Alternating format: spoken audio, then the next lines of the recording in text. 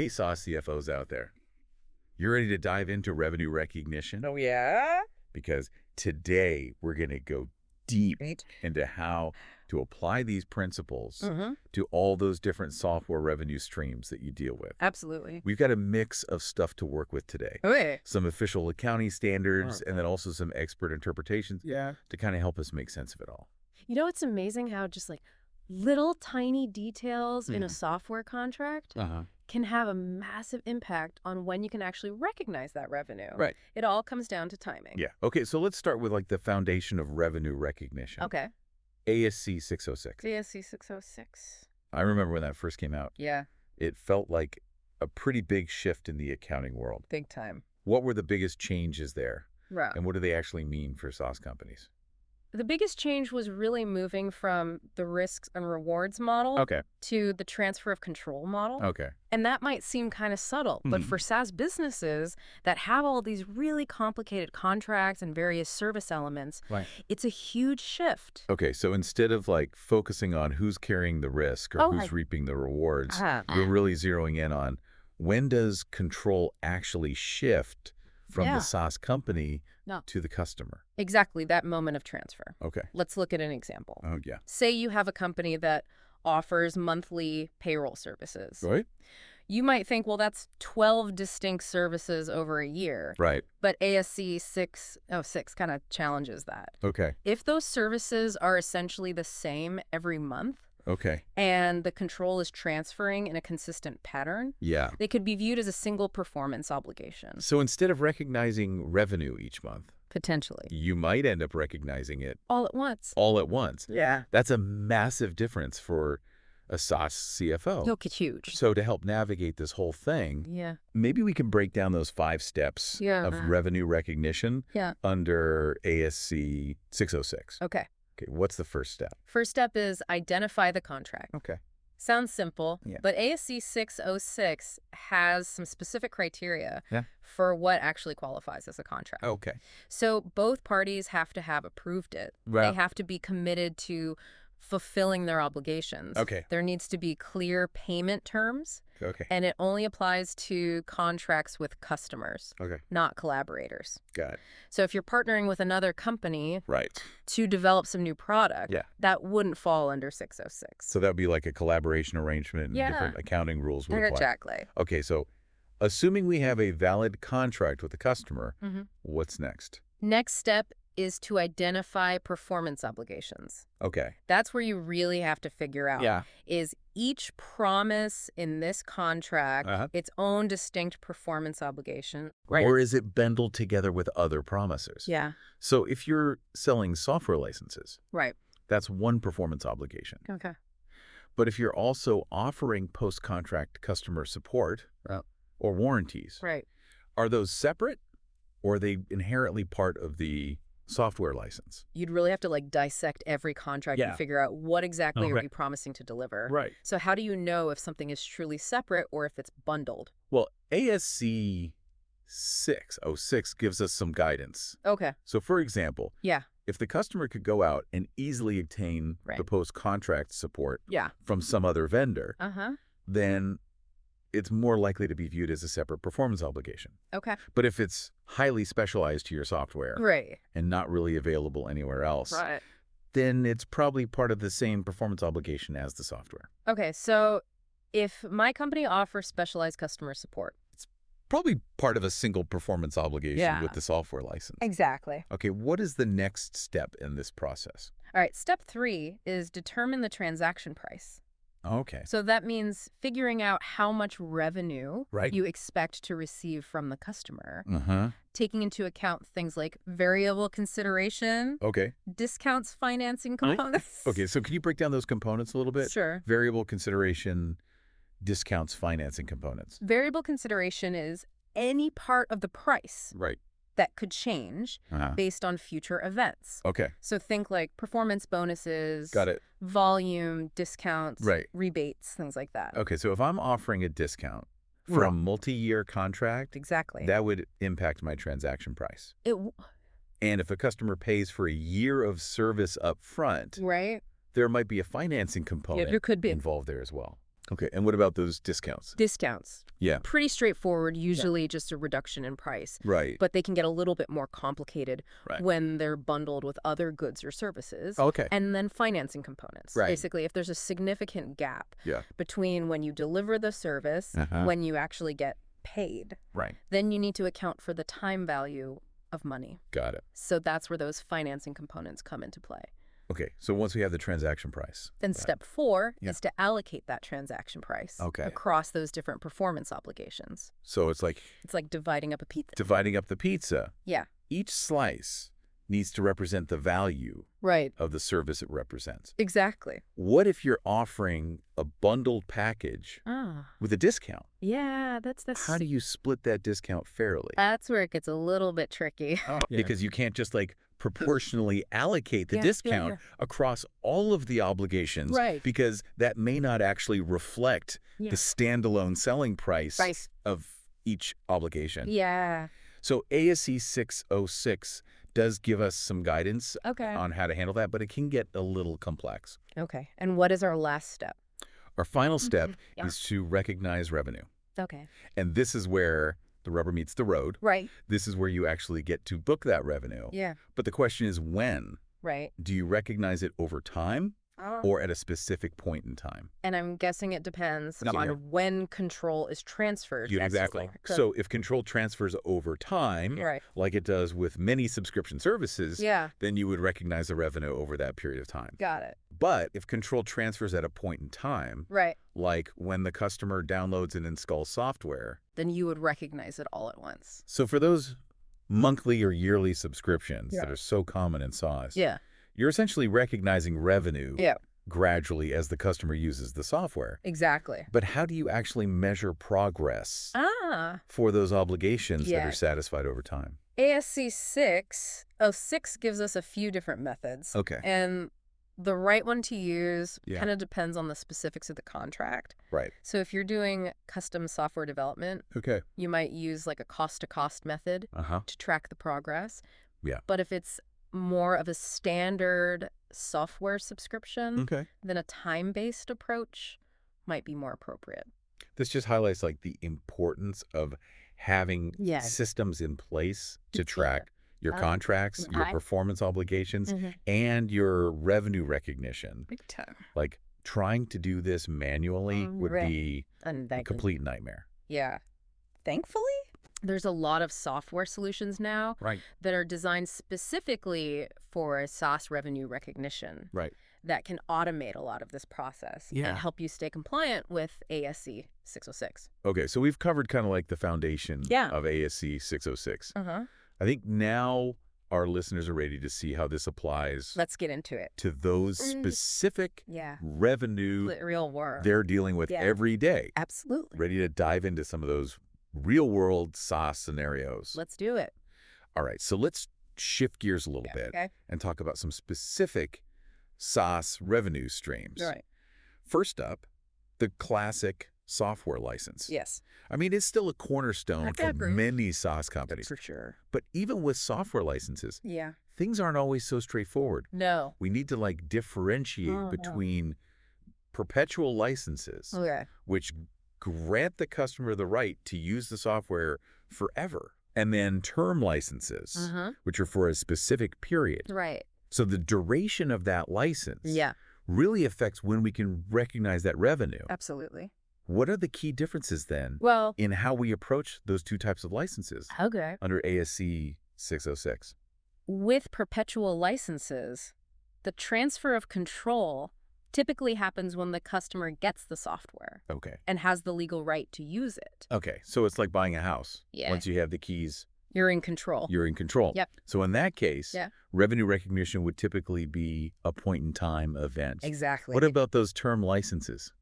Term licenses are a little more complicated. Okay. You have to look at when the customer is actually receiving the benefit from the software. Right. So if they're receiving benefit as the service is being performed, like a lot of cloud-based subscriptions, then the revenue is going to be recognized over time. But if the customer gets the main benefit of the software up front, even if there's some ongoing updates and support, the revenue might be recognized all at once. Okay, so for those monthly or yearly subscriptions that are so common in SaaS, you're basically recognizing the revenue as the customer's using the software. Exactly. Okay, but SaaS isn't just about the software itself, right? No. There's all that post-contract customer support. Yes. You know, those help desk calls, the troubleshooting, the bug fixes. Right. How does ASC 606 deal with those elements? So post-contract customer support, or PCS, can be a bit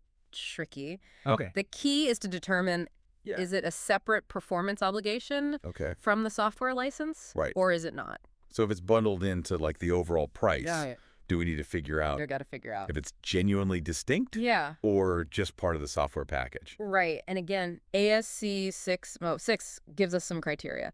So if the customer could easily go out and get that post-contract customer support from another vendor, then it's more likely to be seen as a separate performance obligation. But if it's really specialized to your software and not readily available elsewhere, then it's probably part of the same performance obligation as the software.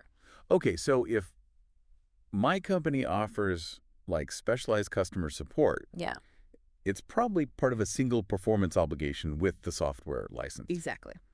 This makes me think of all those companies that have like tiered customer support offerings. You have your basic, your premium, and so on. Would each tier be treated differently? They would. Under ASC 606. Yeah, different tiers, especially if they're priced separately, would likely be seen as distinct performance obligations. And then you'd have to allocate the transaction price accordingly, based on the standalone selling price of each tier.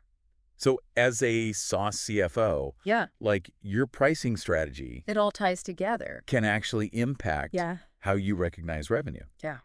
Okay, so we've tackled software licenses. Let's move on to another revenue model. That's practically synonymous with SaaS. Subscription revenue. Subscription revenue. It's everywhere these days. The heart of SaaS. It's the heart of SaaS. For sure. But recognizing revenue from subscriptions, especially those paid in advance, requires a bit of a nuanced approach. It does. So walk me through it. What are the essential things that our SaaS CFOs need to consider? Because first you got to know what the subscription period is. Is it monthly? Is it annual? Is it something else?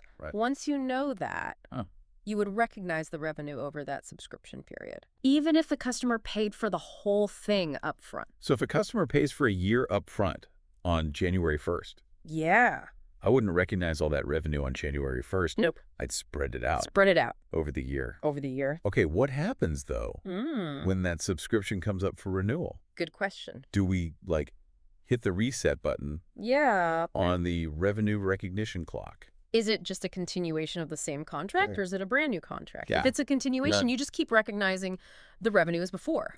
But if it's a new contract, you got to go through those 5 steps all over again. So like those automatic renewal clauses. Yes, those are huge. That are so common in SaaS contracts. Could have a big impact. It could. On revenue recognition. I got to pay attention to those. It's another detail to keep a close eye on. Absolutely. What about contract modifications? Oh, yeah. You know, upgrades, downgrades, pricing changes. Those can definitely impact how you recognize revenue. So do you need to restart that whole revenue recognition process? Sometimes. Or can you just like adjust it depends. The existing pattern? Yeah, it depends on the nature of the modification. So if it's basically a whole new contract, then you would treat it as a new contract. Go through those 5 steps again. But if it's a more minor change, you might be able to just adjust the existing revenue recognition pattern. So it seems like it takes a lot of judgment and analysis to navigate these contract modifications correctly. For sure. So having really clear documentation and a good system for tracking those contract changes that stay organized is super important. Yep. So far, we've mainly focused on those more straightforward revenue streams. Yeah, the easy ones. But I have a feeling things aren't always so clear-cut. It gets messy. In a SaaS world. The real world is messy. What about those gray areas where judgment calls and interpretation come into play? Oh, there's plenty of those. Let's jump into some of those gray areas. All right, let's do it.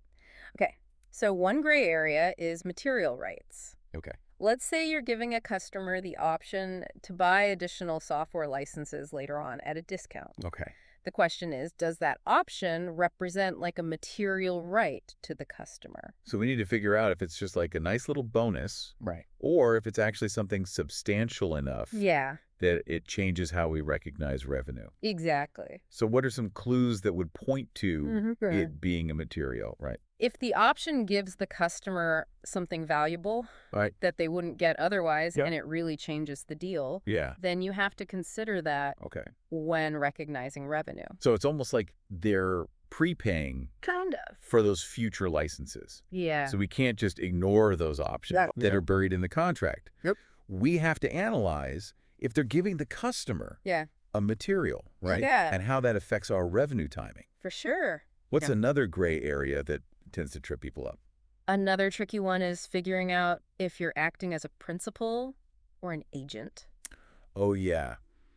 I'm still a little fuzzy on that distinction. Okay. Can you give me like a real world example? Sure. I think that would help. So think about like a food delivery service Okay. that connects customers with restaurants. Right. The question is the platform the principal, Uh-huh. meaning they're actually selling the food, Right. or are they just the agent Okay. facilitating the transaction between the restaurant and the customer? Okay, so if the platform sets the price, Right. and they're taking ownership of the food before it's delivered, Yeah, they're probably the principal then. then they're probably the principal. But if the restaurant sets the price Right. and the platform is just handling the delivery logistics, then they're probably the agent. Got it. And that distinction Yeah. has a big impact on revenue recognition. Well, okay. A principal would recognize all of the revenue Okay. from the sale. Right.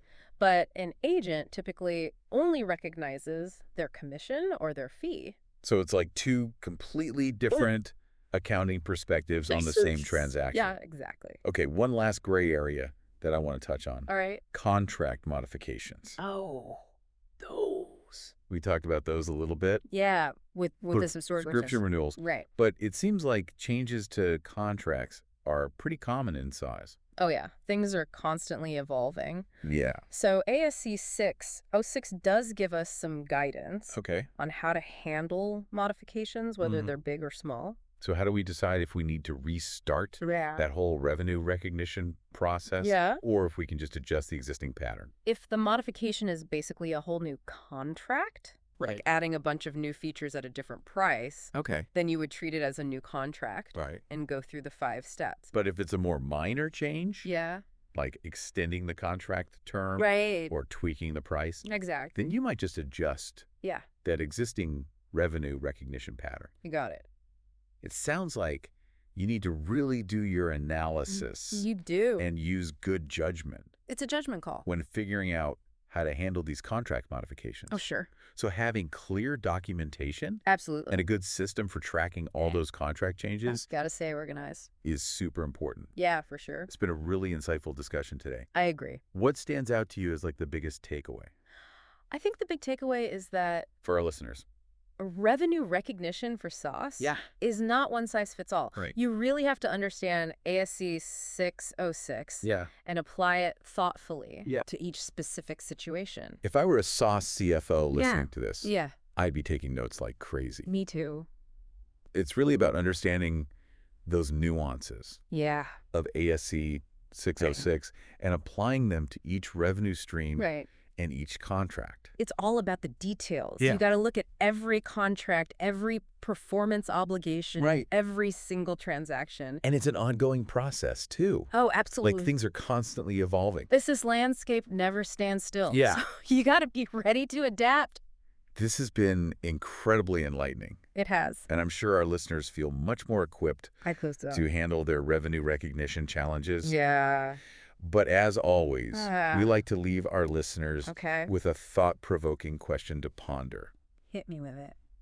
Okay, so we've talked a lot about how contract modifications Right. can impact revenue recognition. Uh-huh. But what happens when those modifications are so frequent and so dynamic Yeah.